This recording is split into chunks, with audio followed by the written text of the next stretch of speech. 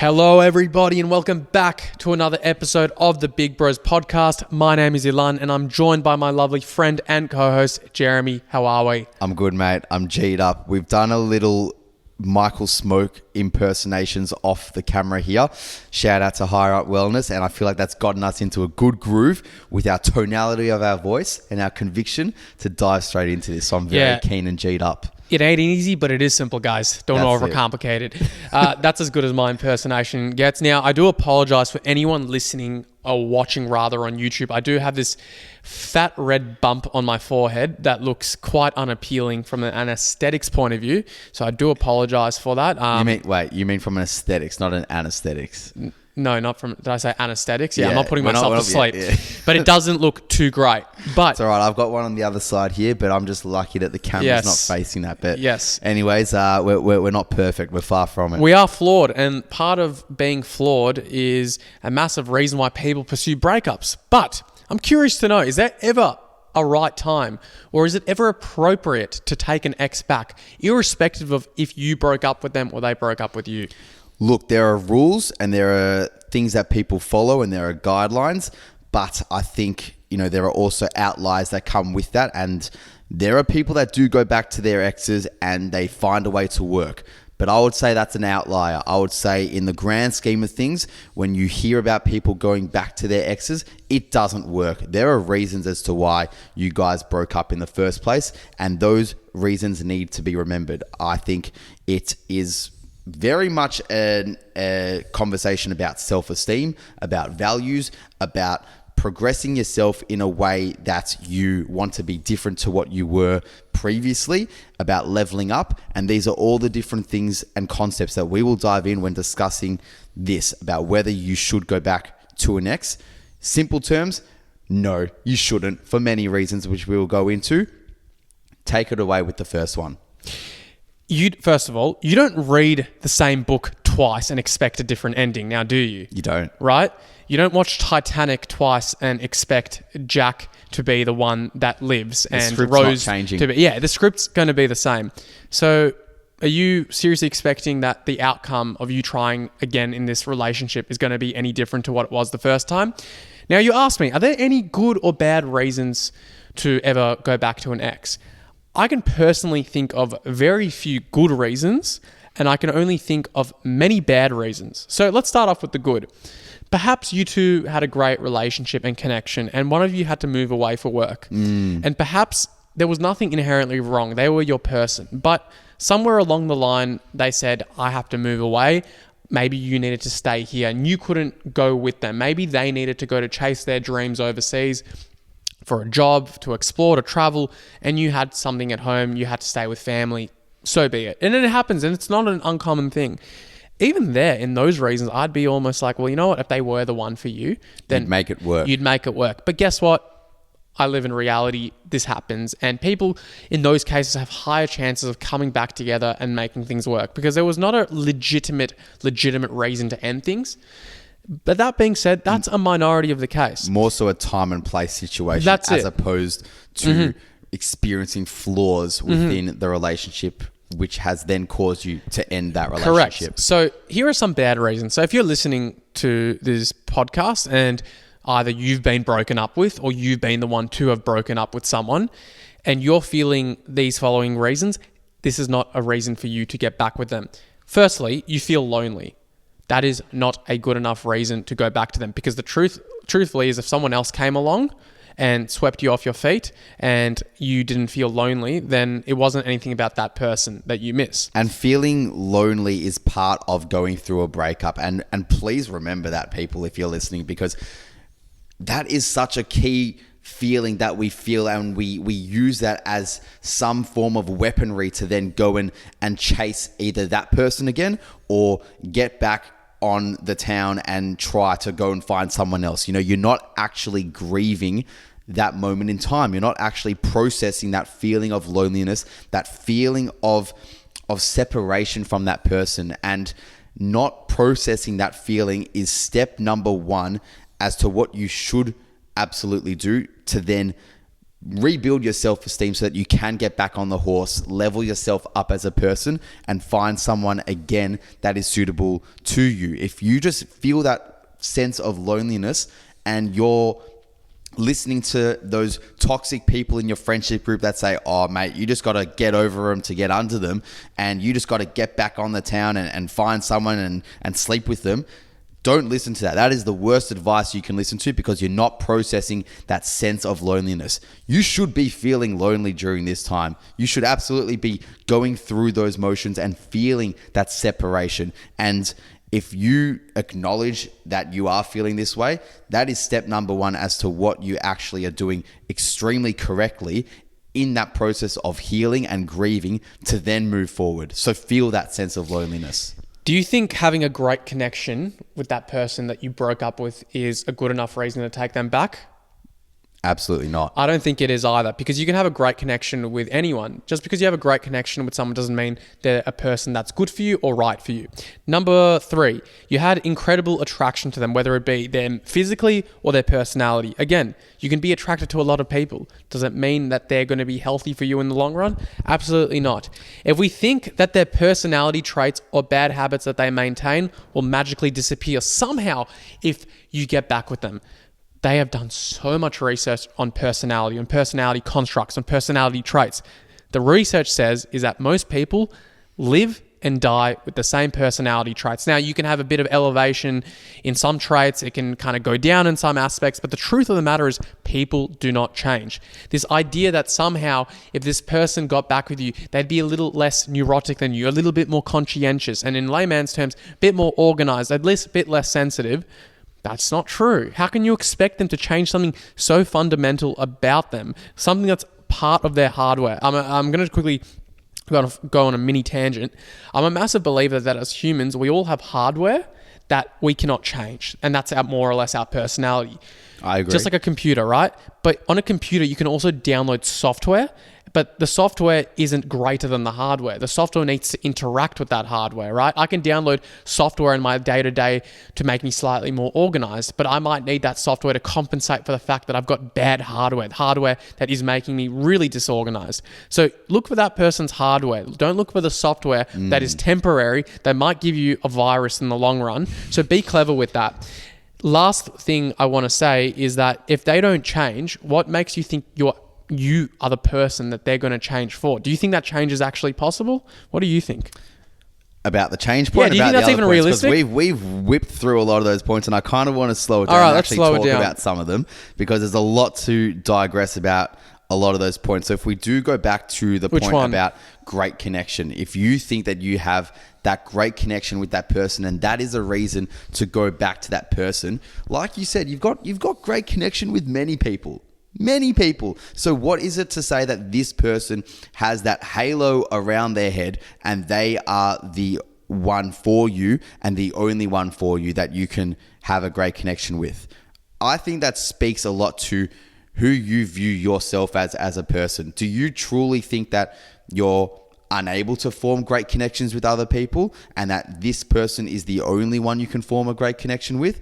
Because if you start to employ the mentality that, yeah, look, like we just had such a great connection, again, I feel like that is going back into your sense of comfort, your sense of familiarity with your relationship with this person, and also a sense of laziness. Like you might actually be feeling lazy to go out and to form connections with other people. So I feel like that point about you having a great connection being a reason to go back to them is more of a point of you're actually quite lazy. You're actually unwilling to do the work on yourself to get yourself out there to then form connections with other people. You're just lazy and you want to fulfill that sense of familiarity.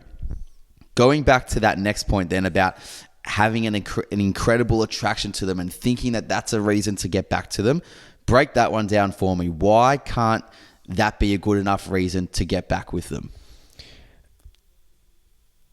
Are the people that you find attractive on a day-to-day basis the same people you see yourself being in a long-term relationship with? Because we find a lot, as humans, we find a lot of people attractive, don't we?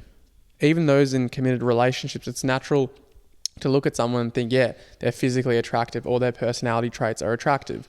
Does that mean that they're going to be a good partner for you in the long run? What if that person's really physically attractive, but you've just found out that, you know, they are convicted criminal? What if they're a drug dealer? What if they are rogue points, but fair. Rogue points, but it illustrates the point that you can be attractive, physically attractive, and still not be someone that will complement your life or be in alignment with what you want. With that, just to interject as well, you often see that when... Quickly, sorry to interrupt you again. Yeah. This is important, and this is really... If you're looking for a long-term partner, people's looks fade over time. Attraction will kind of go away. Like the attraction, if we overvalue attraction so much at the start, that's not a quality that you will actually be drawing on in the longevity in that relationship. So you got to look for something that's a bit more sustainable. Absolutely. Go ahead, sorry. Well, that interlinks to what I was going to say, because you often see that when a relationship ends, one of the parties of that relationship will then maybe start changing the way they post on Instagram, on social media. They might be posting a few more thirst traps on their stories, looking for those likes to come through, looking for those DMs to come through, or rather to just show their ex-partner what they're missing out on. You know, look at me. I am looking like this. I am so attractive and you're missing out on this. You decided to end the relationship with me, and this is a way that I think I can get you back. It's very weird and immature of us as humans to think that posting something like that is a way to draw that person back in. What a shallow way to try to draw someone back in, to think that your looks is going to form like a magnet to get them back on to you and to latch onto you. If that is what you're relying on, your looks, your thirst traps, your seeking of validation from them just by a little bit of eye candy, that just speaks about how shallow the connection probably was in the first place. Because if it was deeper, you would not be relying on a thirst trap to reel them back in. You would actually maybe reach out to that person and have a fair income conversation, a heart-to-heart conversation as to why maybe you do want to try again with them, not relying on social media thirst traps. Well, can we talk about the many cases where people do go back to their exes and what actually happens? Because listen, you can do whatever you want in this life. Life is short. And if you want to go back to your ex, that's fine. That's your prerogative. But more than not, you are not going to be the statistical anomaly. A outlier doesn't disprove the rule. So in all likelihood, it's not going to end in the way that you want it to. You're going to break up in all likelihood, and the stats aren't realistically in your favor. But I just want to talk about what actually happens. You have that conversation. Maybe the person says, I'll change. I'll do this differently. I won't annoy you as much. Maybe I'll be more assertive. Maybe I'll do this. Maybe I'll do that. And perhaps you're like, you know what? That was the reason I broke up with them in the first place. They've given me all this lip service about how they've changed. Horseshit.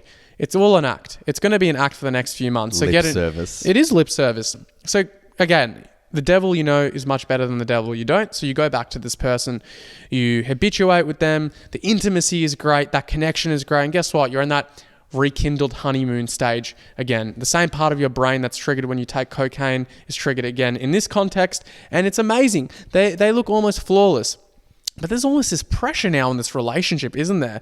Because now you think, oh, great, you know, we had our previous relationship, it didn't work out, but now there's pressure. Now we know that if we screw up, it's going to ultimately require a tough conversation. So you already have that added unnecessary pressure on that relationship. But what is more important is once that honeymoon period actually fades, you start to realize that, yeah, maybe that one quirk that they did last year when you broke up with them isn't there, but there's another quirk that's representative of their personality trait that you don't really get along with, right? So maybe you didn't like the fact that they never cleaned the dishes when you were with them. And yes, that might be a very superficial reason to end it with someone, but perhaps now they clean all the dishes, but now maybe they're not doing the laundry.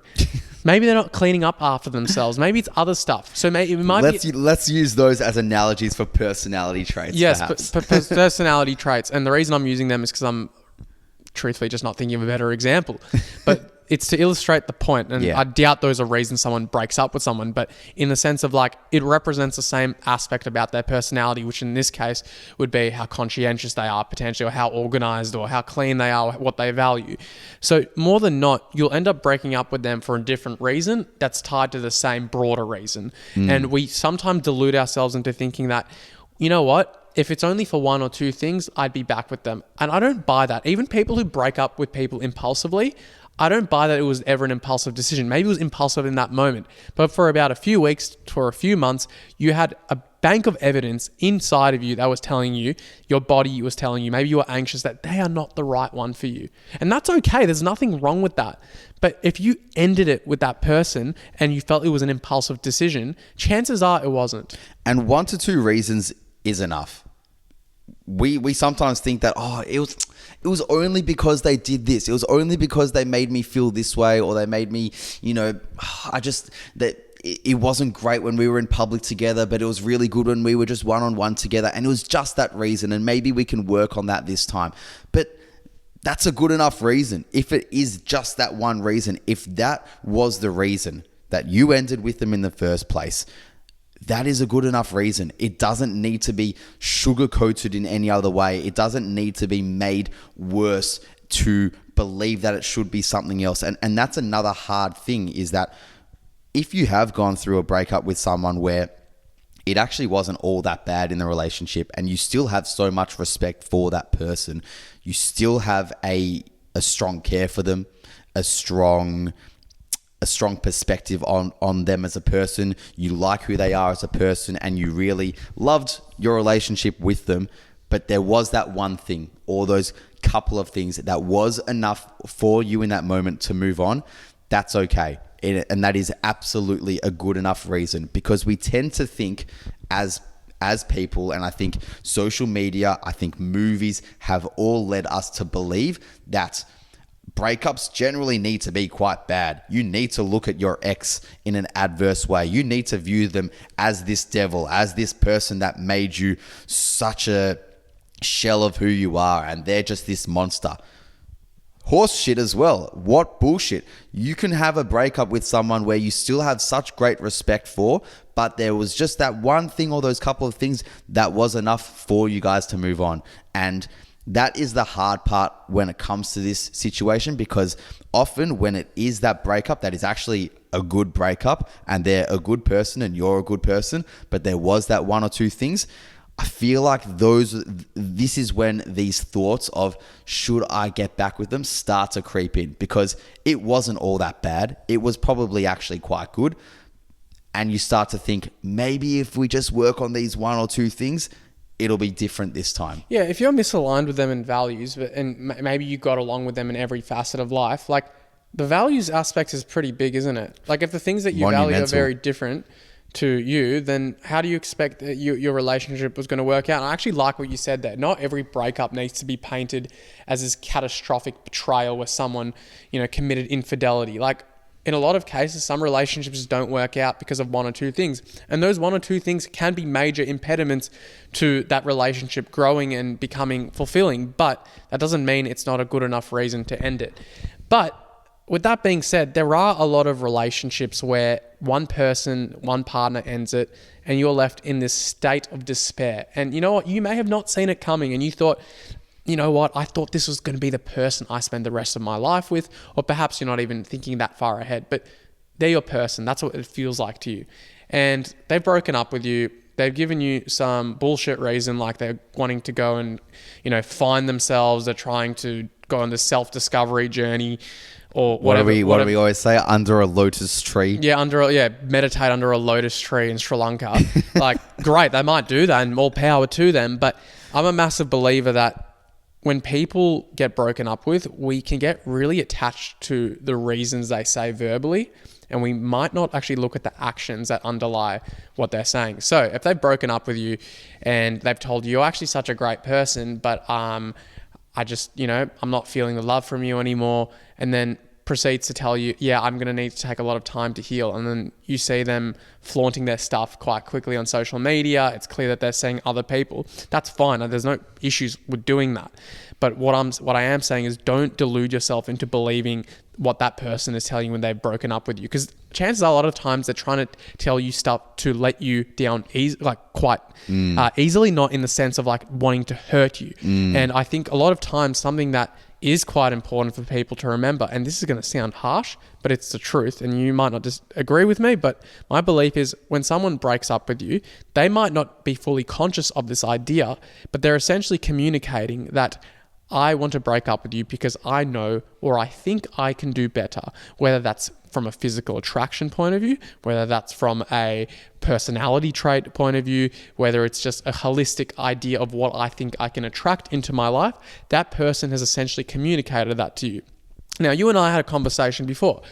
Does someone breaking up with you, even if there's legitimate reasons, count as betrayal? And we were asking each other, what does it mean to betray someone? And in my definition, it's like, it doesn't have to be anything grand. Betrayal can be something as simple as going back on a predetermined agreement that you two had.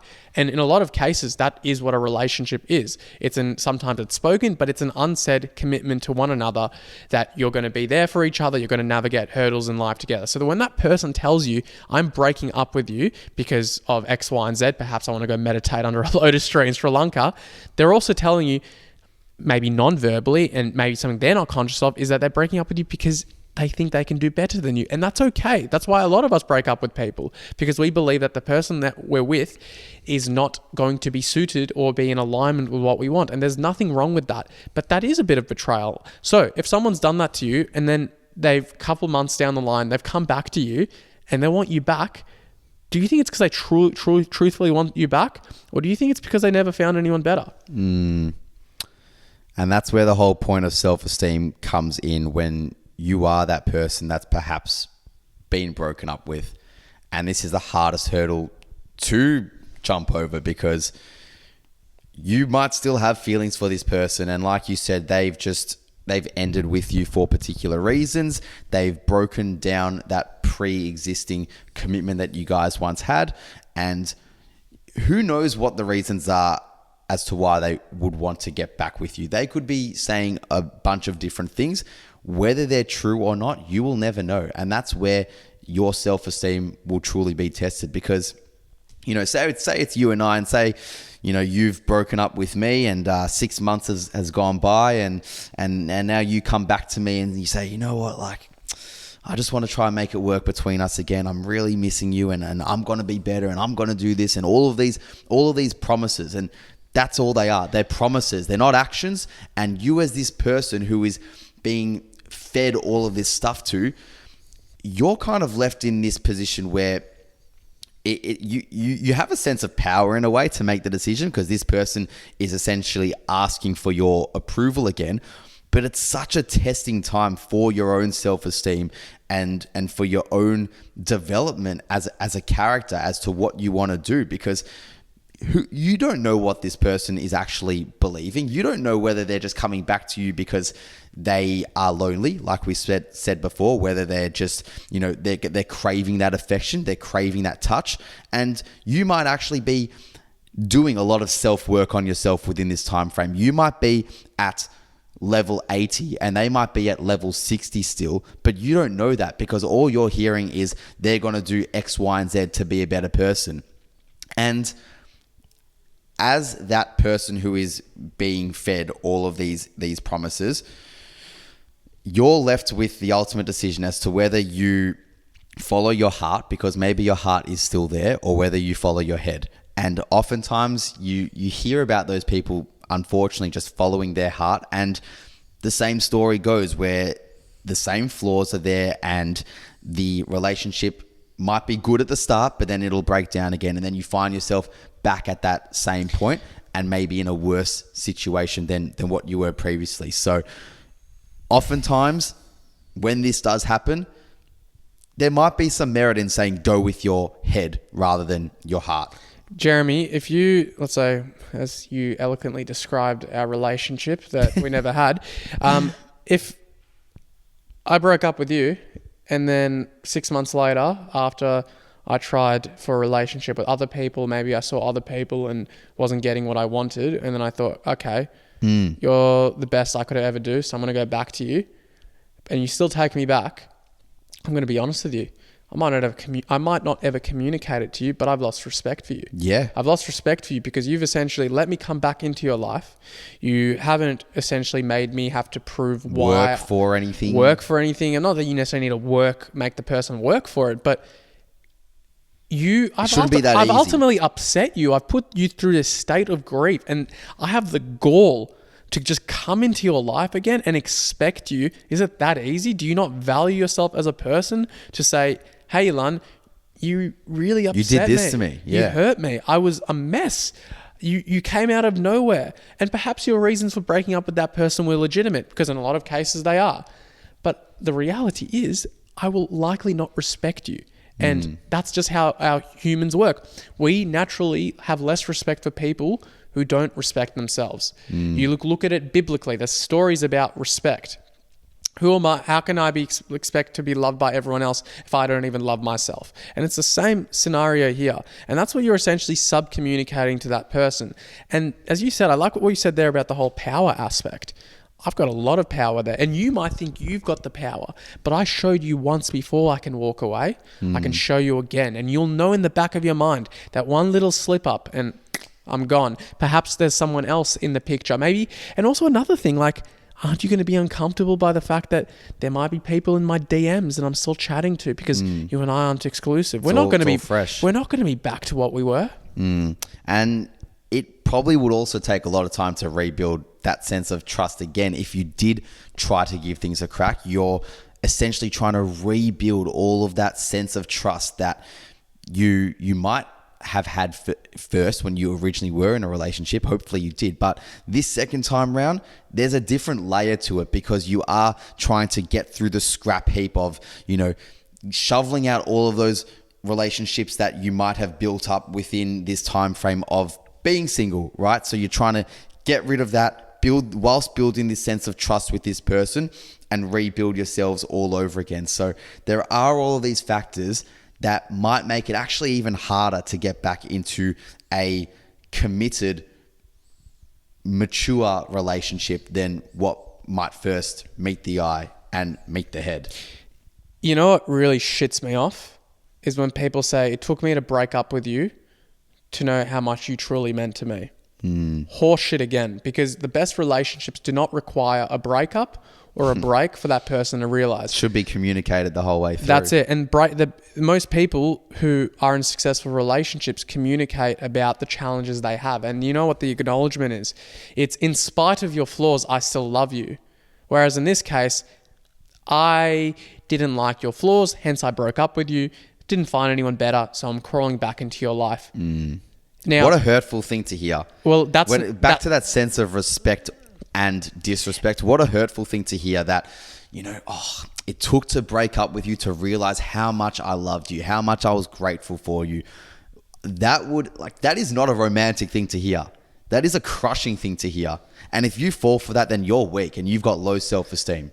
Yes. And look, that might be harsh, Jeremy, but there is an element of you that I really agree with, because I think, and maybe, for some people, I think, yeah, great. Well, you know what? I broke up with them and I saw that they were back on the town. Maybe they got their confidence up and that was the person I fell in love with. No, you could have communicated that to them in that relationship. Yeah. All you're doing now is regretting the decision you made because you don't like the judgment call you made. And chances are you're feeling lonely. And we know that's not a good enough reason to go back to that person. So to sum up this episode, I would say there are very limited reasons as to why you should want to go back to an ex-partner, irrespective of whether you ended it or they ended it. And more times than not, and another thing that really shits me off is when people say, I can't find anyone else like them. Have you tried? Well, have you asked, what qualities do you appreciate about them? Oh, they were kind, they were smart, they were respectful, they came from a good family. I'm sorry, but I'm pretty sure these are qualities. These are good bare minimum qualities to have, number one, but these aren't unique to that person. So I hate this idea that we think we can't, everyone, as bad as it sounds to a certain degree, is replaceable. And whether we like to admit it or not, we're replaceable at our jobs, and chances are we are replaceable in the context of relationships. Now, if you struggle to actually find something that's unique about them, as to why you love them, as to why you thought they were the one, they weren't the one for you. And, topic for another time where, we have done this in the past about, is there such thing as the one? This is where this conversation comes into it as well. There are many people that are good for you. And I think crawling back to the ex in summary is, it says more to do with your lack of willingness to better yourself and to try find something that is well suited for you. It stems from laziness. And as humans, we want things quick, smart, right? We struggle to wait. We struggle to be patient. And we're also just unwilling to do the work a lot of the times, which sucks. But the people that have gone through a breakup, regardless of how hard it is, but even more so if it was hard, and they've done the work and they've eventually found someone that has changed their life in an incredible way, you will know how fulfilling it is when you do that work and you eventually find someone again, because you've put in the work to actually get there. You haven't just taken the easy route to just go back to what is familiar. And this might be an episode for another time, but also ask yourself if you've given yourself permission to get over them. Yeah. And if you haven't, and when I mean you haven't, that means you've been texting them intermittently once every few weeks, that you're still keeping tabs on them. Guess what? You haven't given yourself permission to get over them. And chances are that's why you're still in that repetitive thought bubble of whether you should be back with them. On that note, guys, if you've enjoyed, if we seem a little bit harsh, there's a love in our messaging, which is important to acknowledge. Tough love is important. Tough love is important. Harsh messaging is important. People need to hear it. I needed to hear it. We've all needed to hear it, and we're still learning things ourselves as well. And I think it's only natural. You break up with someone. I think it's very even if you've been betrayed, it's normal to want to go back to that person. I think I've experienced that after breakups, and I'm sure you have as well. You have that moment of should I go back to them? And that's where you need to catch yourself and be like, wait, do I really want to go back to them? And it's important to catch yourself in those moments. But if you guys have enjoyed this episode and you feel as though it will be beneficial towards someone that you know, do send them over this episode. Do rate us 5 stars on Spotify. It does help us produce great content for you guys. Any other updates you'd like to share? Stay tuned for more good shit. And as Michael Smoke would say, it ain't easy, but it is simple, guys. Exactly. On that note, happy Tuesday and have a good week. Bye.